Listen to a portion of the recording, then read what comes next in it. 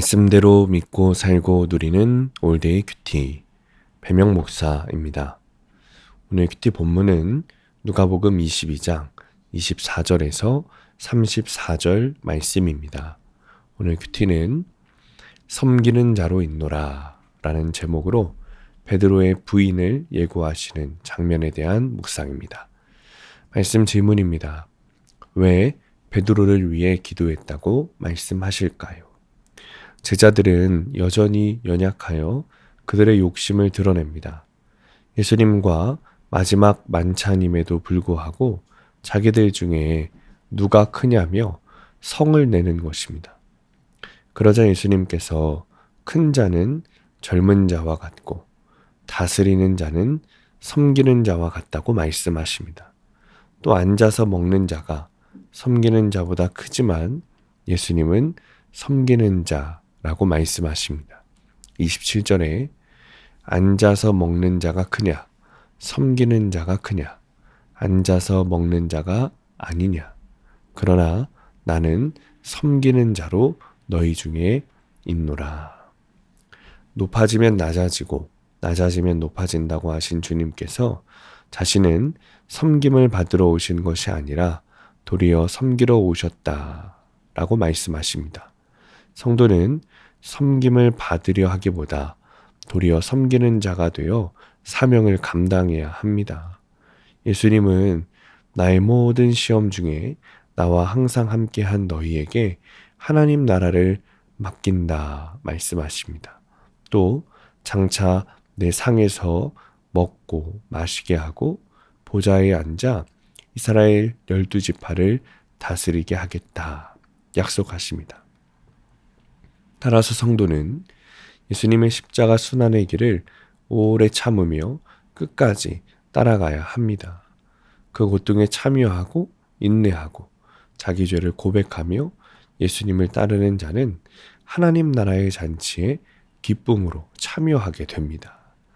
예수님은 시몬 베드로의 믿음이 떨어지지 않기를 기도했다 이렇게 말씀하셨어요. 32절에 그러나 내가 너를 위하여 네 믿음이 떨어지지 않기를 기도하였노니 너는 돌이킨 후에 네 형제를 굳게 하라.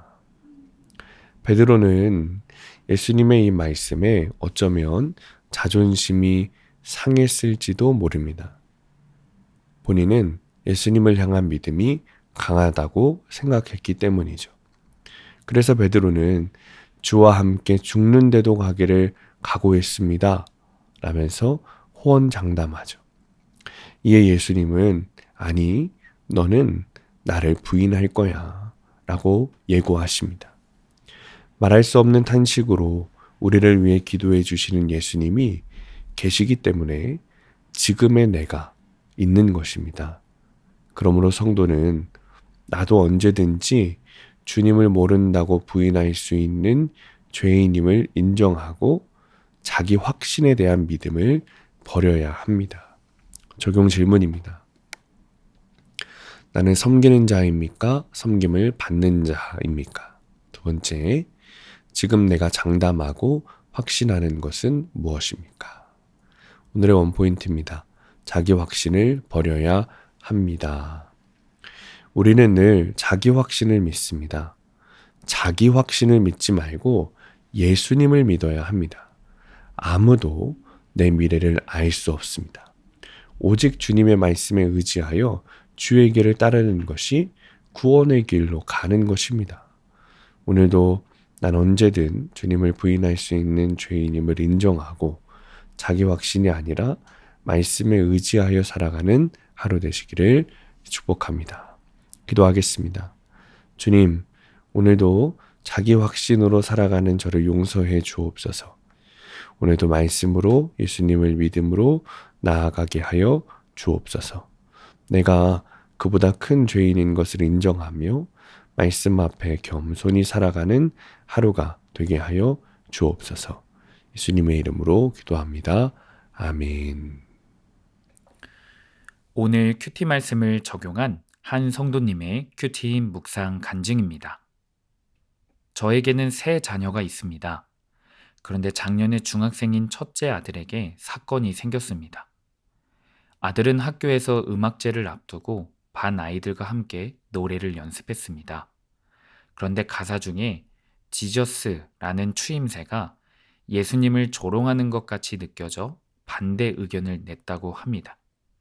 하지만 친구들이 이를 받아주지 않아 SNS 단체 대화방에서 설전을 벌였다고 합니다.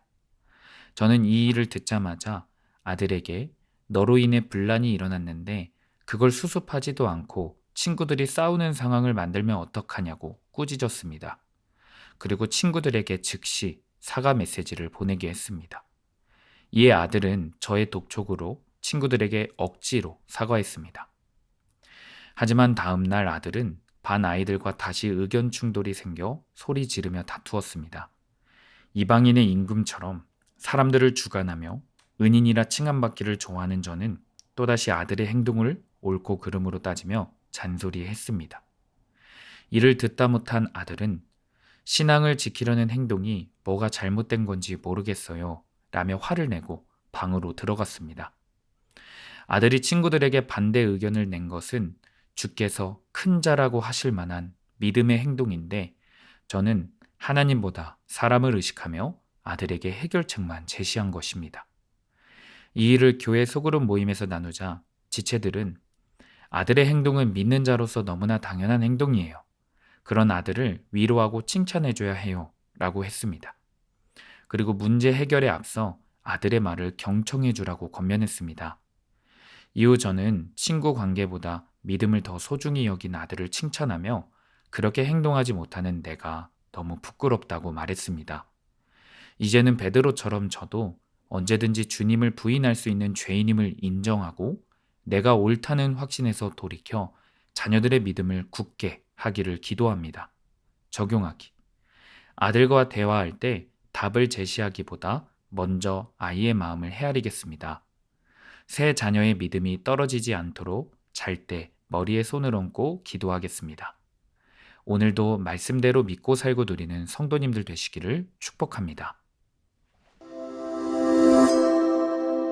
큐티와 신앙생활에 도움을 받기 원하시는 분은 네이버에서 수암감리교회를 검색하시거나 유튜브에서 수암감리교회를 검색하시면 도움받을 수 있습니다. 자세한 문의사항은 지역번호 031-482-8047번으로 문의하시기 바랍니다.